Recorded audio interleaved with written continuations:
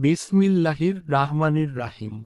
প্রিয় ভাই ও বোনেরা, এই পৃথিবী আমাদের স্থায়ী ঠিকানা নয়।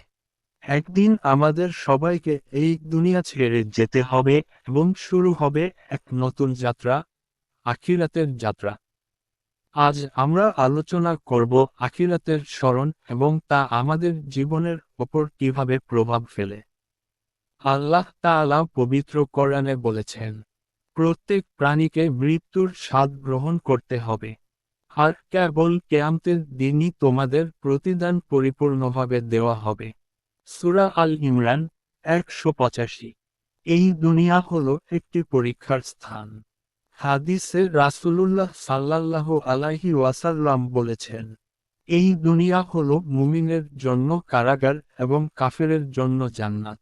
দুনিয়ার সব আরাম আয়েশ অস্থায়ী, আখিরাতের জীবন চিরস্থায়ী। তাই আমাদের উচিত জীবনের প্রতিটি মুহূর্তকে কাজে লাগানো। আখিরাতের জন্য আমাদের কি প্রস্তুতি নেওয়া উচিত? নিয়মিত নামাজ আদায় করুন। পবিত্র কোরআন ও হাদিস অনুযায়ী জীবন পরিচালনা করুন। দান সদকা এবং নেক আমল করুন। পাপ থেকে বেঁচে থাকুন এবং তওবা করুন। আল্লাহ তাআলা জান্নাতকে প্রস্তুত করেছেন তার বান্দাদের জন্য, যারা তার পথে চলবে।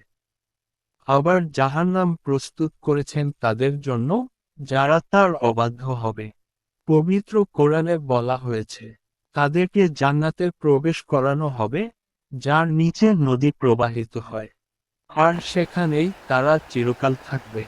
সূরা আন-নিসা 13।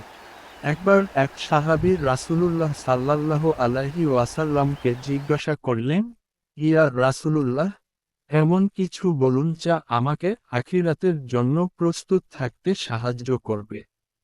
রাসূলুল্লাহ সাল্লাল্লাহু আলাইহি ওয়াসাল্লাম বললেন, এই দুনিয়াকে অস্থায়ী মনে করো এবং আল্লাহর প্রতি ভরসা রাখো।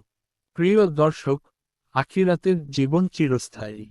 আমাদের দুনিয়ার প্রতিটি কাজই সেখানে প্রতিফলিত হবে। তাই আসুন, এই অস্থায়ী জীবনকে সঠিকভাবে কাজে লাগাই এবং চিরস্থায়ী শান্তির জান্নাত অর্জন করি। জাযাকাল্লাহ খায়রান। আসসালামু আলাইকুম ওয়া রাহমাতুল্লাহি ওয়া বারাকাতুহু।